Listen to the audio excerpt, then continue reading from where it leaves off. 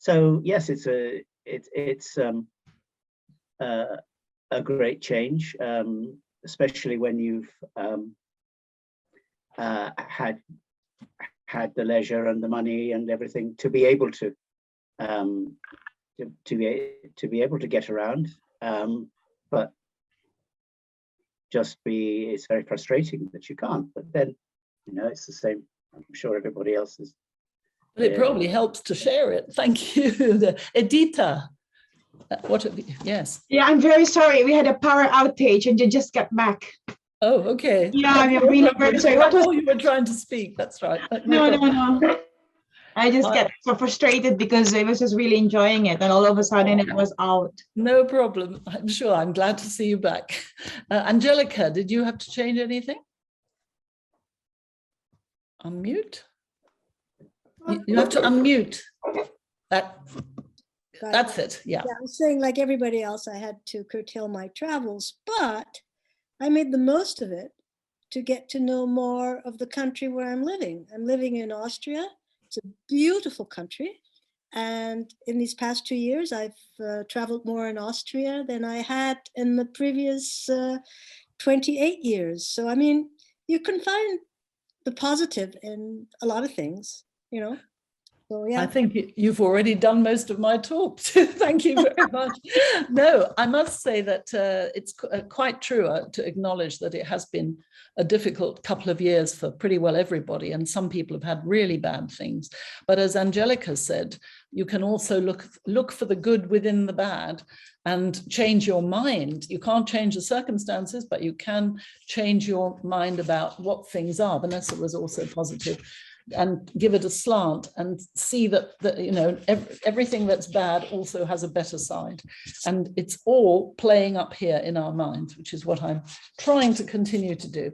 So we've got a bit more. So although we're talking about controlling our negative thoughts, it doesn't mean controlling our whole life. You should let life flow, because we spend so much energy trying to control others, trying to control situations, trying to control the future, controlling events for our own benefit. But the secret is learning to let go, or as the French say, lâcher prise, or as you say in Italy, probably lasciarti andare, excuse the accent.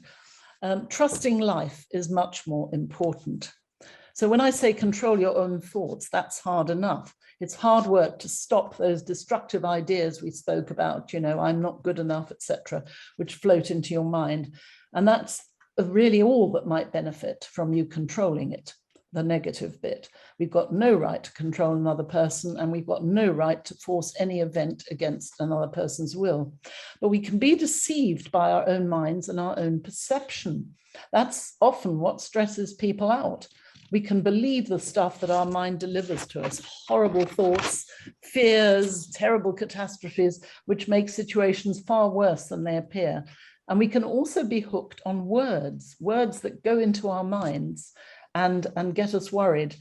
As a child, we learnt the proverb, sticks and stones may break my bones, but words will never hurt me. I don't know if you have that in Italian, but in other words, but words actually do hurt. And many people remember things that teachers or parents said to them decades ago. If somebody said to you, you really are stupid, even if you're intelligent, it kind of sticks. So words are just as important. So as an adult, can you remember any words or any things that somebody said to you that stuck? I know that I asked my husband, and he said at school, the teacher used to say, Sweeney is always smiling, which is true. He is always smiling. But that stuck with him in a very positive way. So any ideas if you want to just unmute and give me an idea of things that people said to you ages ago, good or bad, that you've remembered even now. Yes, Maria. I think I hate mathematics because I have a very bad math teacher who was convinced that women weren't good at mathematics. And so, so everything got worse for us girls in the classroom, because we got worse marks at oral tests, written tests all the times, even if we did the same things as boys, you know. But well, the assessment was different. And so we got convinced that we weren't good at mathematics. And I really hate it. God, it became a self-fulfilling prophecy, as they say. If somebody Yes, says yes, something, has bad expectations of you, that's you it. can't go that way. Rick, In you've the end, unmuted. yes, what I the think you've unmuted. teacher said entered our minds, and we got convinced that we weren't good at mathematics Oh, at all. yeah, I can believe that. Edita, you put up your hand? Oh, perhaps you didn't. Okay. I thought you put your hand up. Okay, but I can share something. Actually, I didn't. Well, when I was a child, I'm always supercharged with energy, and I was playing, and I couldn't walk. I always ran, and I'm from the Philippines, but I live in Germany. I've been living here for 32 years, so just like I do not fit into the real mold, So I was called like I was ugly. So they always called me ugly because I couldn't sit down, and so yeah, so. All the while they're calling me ugly. So when they say, "Well, ugly, come here," so I said, "Yes, I'm coming." Oh, Something no. yeah, so I really believe it. I really believe it was ugly. So, but then it worked in me. So I wasn't interested in boys. So, but I really believe it was ugly for a very, very long time. Did somebody then change it? Because you're very nice looking. So did somebody say to you, one day you look beautiful? No. It's just that I just believe it later because I'm never self-conscious. I could always go out without anything on my face or without, because for me, it doesn't matter anymore. I was ugly. So, perhaps you played it in a positive way and said, yeah, okay, exactly. in that case, I'm not going to get worried. I'll just be. Yes, exactly. So I Rick, above, thank you, Edita, for that. Rick, you've got something, I think. Yeah. Rick? Yes. Am I unmuted? Yes. Good.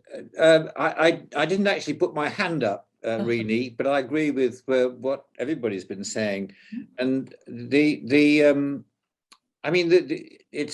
it's not easy to be smiling and whistling and under all circumstances, especially for a lot of people who have severe practical difficulties.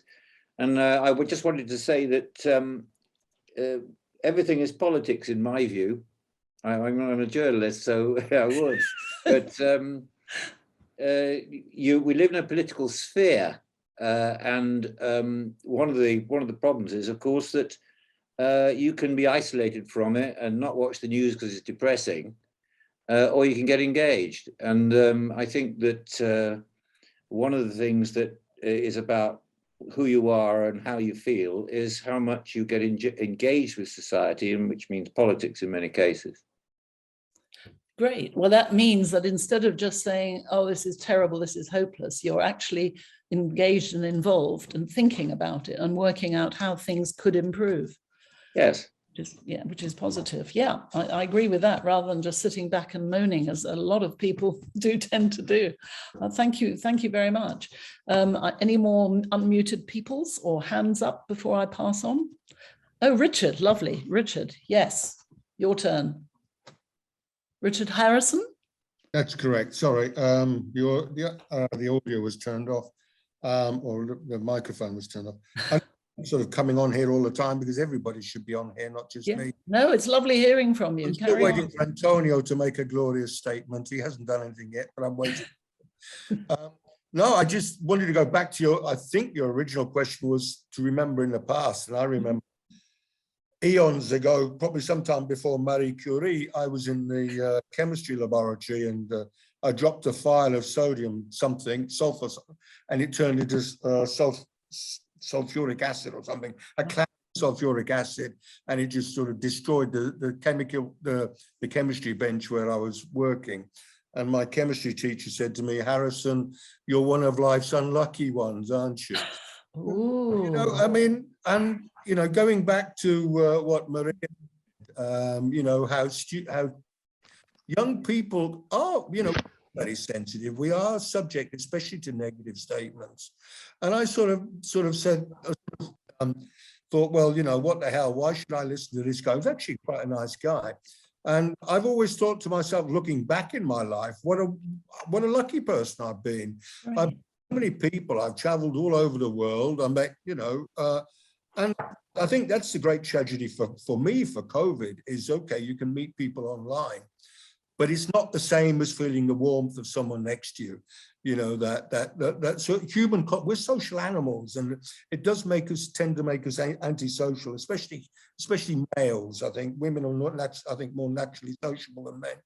But I think that's the thing, you know, I think you have to sort of look at your own compass and say, well, you know, I've got a right to think how I think. And I don't think it's just politics. Unless you look at politics as on the larger scale of social politics, human interactions, I think you've got to believe in yourself to some extent, as well as believe in other people and try and look at the positives. You know, you said every cloud has a silver lining, you know.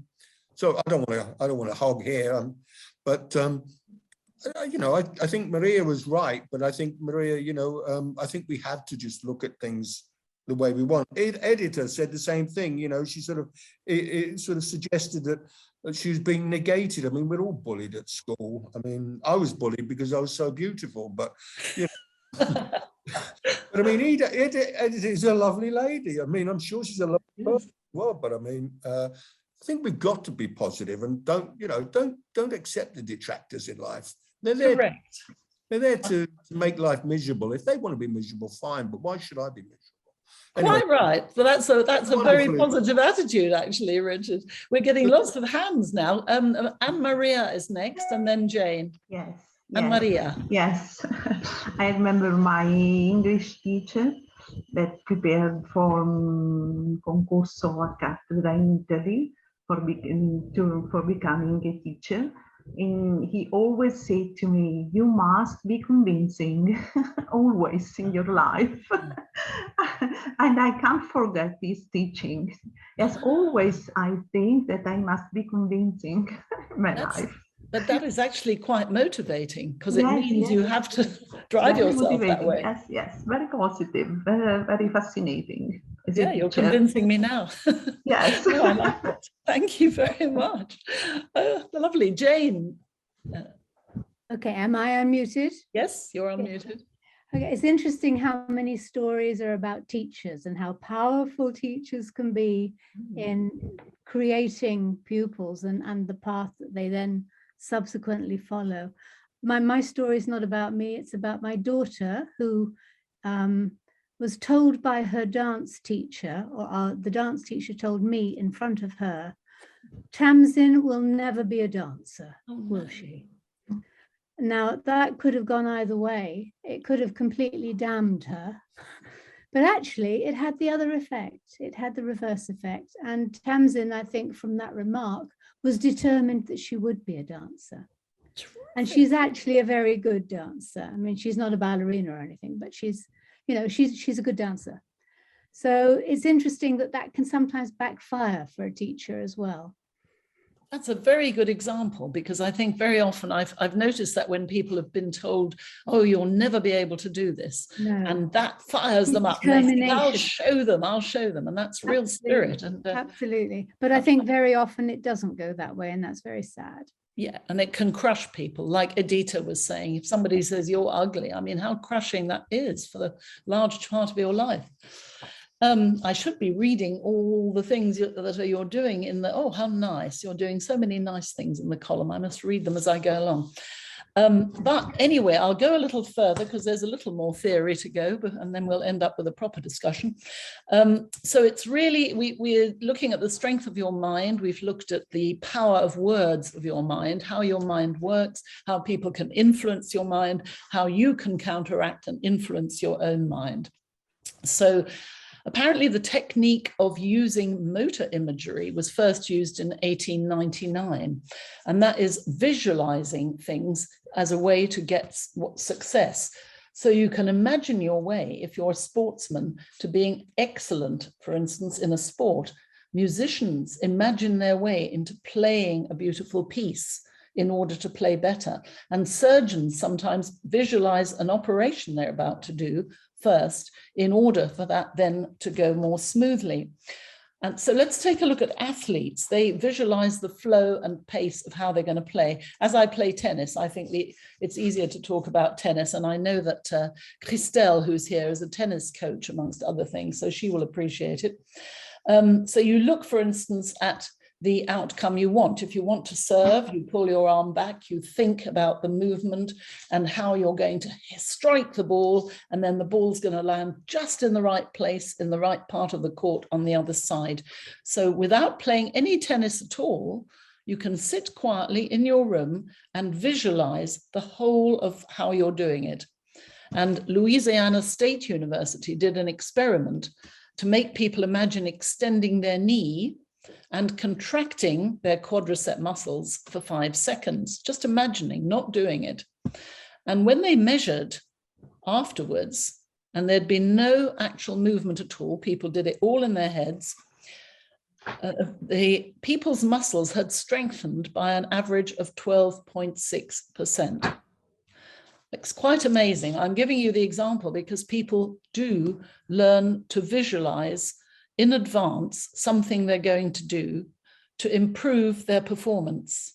I mean, actors can do this too, running the script through their head and imagining their gestures and imagining going on stage. They can do this for a quarter of an hour without doing any movement at all. But this visualizing seals it in your brain and gives you a better performance. So I just throw this to you. If it's familiar to any of you, some of you may play instruments, or some of you may be surgeons. Some of you are teachers, I know, and a lot of you might be keen on sport. Have any of you used any visual? Yes, Angelica's a good person to ask about golf, for instance. Do you do any visualizing before you hit a ball or before you play golf? No, I think we've I'm broken. sorry, but this visualizing does not work for me. It worked ideally for my husband. Perfect. For me, it doesn't work. I'm good at several sports, but I could never visualize. I'm sorry. Interesting. So some people find they can visualize and some can't. Your husband could visualize and you can't. Yeah, exactly. Anybody else who likes to visualize before they play anything or before an instrument? I won't labor this because we've got quite a bit more to get through. So anyway, you get the message. So if our mind can improve the way we play sport or play an instrument, it can also be used to improve other aspects of our lives, including dealing with stress, fear, and worry and anxiety. 2022 has only just begun, so we could feel like a new start. It's a lovely clean slate to start a new year. And here is a little inspiration. The BBC recently ran a series called A New Start, and they featured people who were aged between 60 and 100 who defied their age and made a completely new start in life. I don't know if you found this, but in the media, quite often the perception of old age is often very negative. For instance, when Biden got elected, I read a number of articles that said, is Joe Biden too old to be president? Well, you know, what sort of an ageist remark is that? There can be people half his age who may not have such a clear mind. So we also think of the elderly. We think of them as in terms of losing things, of needing more care. Are their bodies and minds deteriorating and so on? All terribly negative stuff. But again, it has been proved that if you think positively about aging, it can add years of fitness and quality to your life. So in these programs, here are just a few examples of the programs the BBC made about people making a fresh start. There's a woman who worked for the Environment Agency, and at the age of 67, she gave up and became a baker and set up her own bakery. A lady felt unfit when she was 71, and she started from scratch learning to be a weightlifter. A man who worked in the civil service all his life, but loved singing, stopped working and went outdoors busking, singing in the street, and got a lot of money. An administrator lady who'd been just doing paperwork all her life, but she loved books. And at the age of 62, She opened her own bookshop and started afresh. A tax inspector who found taxes rather boring, but at the age of 67, she became a cabaret artist. Yesterday, I spoke to a cameraman friend of mine in his 60s, and he told me that he's given up camera work and he's now training people as a motorcycle instructor. And in yesterday's paper, I read about a psychiatrist who had cancer when he was 60, and he'd always wanted to be an actor. And at 63, he recovered. He went to acting school, and now he's aged 80, and he's playing the lead role at one of the top theatres in London. That's a really inspiring story. So there's an endless list of this. And what's common to all these people is a renewed zest for life, energy, enthusiasm, self-belief, and a reward for having taken the first risk. As Joan Baez says, action is the antidote to despair. So what I'm trying to say is 2022 has just begun. Is there something that you would like to do, perhaps wanted to do all your life? What is stopping you? And can you think also of a time when you thought you couldn't do something and you looked it in the face and you actually managed to do it? I mean, as you're thinking, I'll give you some examples, because I'm born in London and the highest hill I ever saw was on Hampstead Heath. But in the last couple of years, we've been walking in the Alps at altitudes of 2,000 and more meters, which is quite a big jump from Hampstead. I have tried hang gliding, which was terrifying, but I managed to do it. I went to a leper colony in Madagascar and shook their hands, which again was scary, but was okay. And I tried a few weeks ago, cryotherapy, which is to stand in a cabin of very dry cold of -87 degrees. Some of you might have done this. And it's incredibly invigorating, amongst other things. It's really, really good. You only do it for about 3 or 4 minutes. But anyway, these were new experiences. So have any of you tried things that you took a big leap?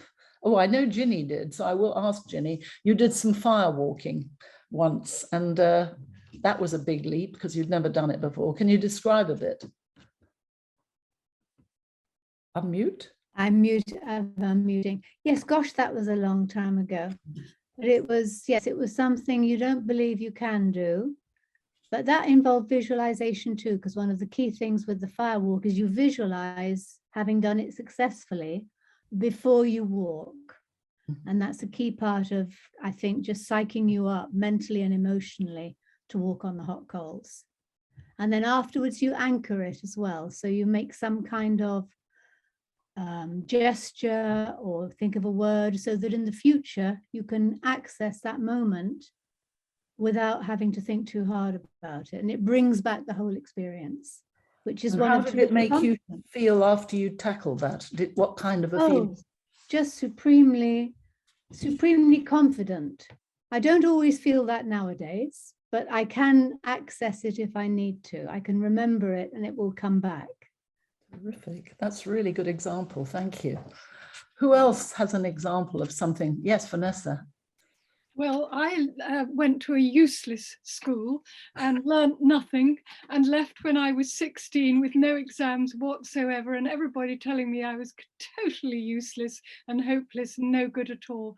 I was lucky in my life to meet an amazing person who changed me a lot and encouraged me to go to university when I was 45. And I got a degree. And that was the most amazing thing I'd ever done in my life. It completely changed me, what I did in my life, and everything else from then onwards. So it was wonderful. Brilliant. You described the feeling as well as the experience. That's fantastic and amazingly difficult at 45 onwards. Thank you. Who else is unmuted? Things are coming in the column, so I should be reading what's going on here as well, I think. I haven't really read enough of this, but there's so much that I haven't read here. Every cloud, yes. Lovely story, Vanessa, said Aminda. That's very nice. Aminda, have you got an example? I have got an example, which is not at all prosaic like anybody else, but all my life, my mother is a great bridge player and she has wanted me to learn bridge. And I've always never had the time. And frankly, I'm useless at counting and maths and, you know, I'm always counting on my fingers. So, you know, I didn't think I could ever do it. And over the last 2 years, I have started to learn with her. We've done it online. She's in the UK and I'm in Italy. Thanks to the technology, we've been able to do it. And she has taught me. And I've seen a whole different side to her as well. And I must say that 2 years down the line, I'm really enjoying it. And yeah, next step is to learn all the vocab in Italian and then go and try and do it in a physical space as well, which might be fun. Fantastic. Gosh, I mean, that demands a lot. I take my hat off to you because bridge is not an easy thing at all. But I also have to say, by the by, that from you, Aminda, I have learned one thing, and that is that when we started off doing a moderation together, we did it live, we met the audience, and then suddenly you said the future is going to be Zoom because of COVID. And I had to learn doing what I'm doing now. And it was quite a mountain to climb. But thanks to you, and your technology knowledge is phenomenal. I overcame that mountain, and I can't tell you how grateful I am. So I'll say it publicly. Thank you. Thank you, Rene. You're an expert now. Not an expert, but I'm getting better. Thank you. Marina, you have a hand up. Again, sorry. I have a lot of comments to make. It mustn't be too long, by the way, because no. Okay, I'll just say one thing. A new start. You mentioned this series. Now people are starting a new life when they were retired or even before. Okay. Well, I think that the health, the personal health can stop you from doing the things that you mentioned, like climbing mountains, which would be nice for everybody. So sometimes the health can stop you, or external circumstances like what we are living. I was very lucky because after teaching 41 years, I finally retired, and I had, you know, a few plans in mind and projects, and they have all crashed because of COVID. So I now, at the moment, I find it extremely difficult to see what my future is going to be like. I'm afraid. I can only see problems. I can only see difficulties. Also, and then you mentioned the people who changed their life, they made a new start, finding a different job. And why, after working for 40 years, we needed to find enthusiasm in working again? I mean, I don't mean that you have to work. I mean, anybody, you can find joy in anything. You can find joy in going bird watching or in painting for yourself. No, I was just giving examples from the actual program. But yeah, you're quite right. I will move on because otherwise we won't get to the end. I've got just going to the theater more often, to traveling. Yeah, exactly. You know, all of like that. Yeah, exactly. Okay, so we've already, just by looking at this, we've opened our horizons. That shows how much influence our minds have on the way we live. But we can change our habits. We can become more giving, more generous, kinder, more helpful, less cynical, less critical, less self-indulgent, wiser, less judgmental, and more tolerant. And we can reset our stressed minds. Those of us who are stressed, if we are, the levels of noradrenaline in our brain get so high, and that in turn will interrupt our brain's attention networks. So if you're stressed, your attention actually suffers. Many people will then say, oh, I can't think straight, because that's stress. Thinking gets disrupted. The carbon dioxide levels in our blood begin to rise, and the brain starts to produce more noradrenaline. And as these levels rise, it becomes more and more difficult to focus. So this is where, again, proper breathing comes into its own. It helps us to retune our noradrenaline levels in the brain and makes it function to its optimum. And this kind of breathing helps with so much more. It can improve your memory, your decision-making. It can help you relax. It can reduce chronic pain levels. And it can even help you get back to sleep if you're having trouble sleeping. Just recently, a writer called James Nestor has written a book called Breathe, very worth looking at actually. And he says that since the industrial age, we have lost the art of breathing properly, eating properly, sitting properly, and properly breathing. Ancient Chinese and Middle Eastern cultures knew all about breathing, apparently, and nutrition.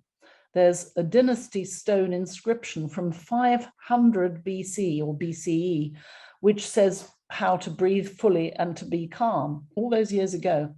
And the 7 books of the Chinese Tao, which date back to 400 BC or BCE, focus entirely on breathing and how it could either kill us or heal us, depending on how we breathe.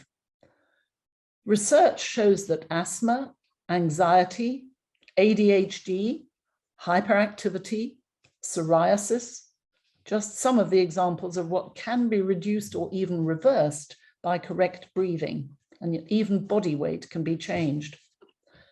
Every day, 30 pounds of air passes through our lungs. The 1.7 pounds of oxygen our cells consume is as important as what we eat or how much we exercise. Breathing is the missing pillar of health, which is being rediscovered.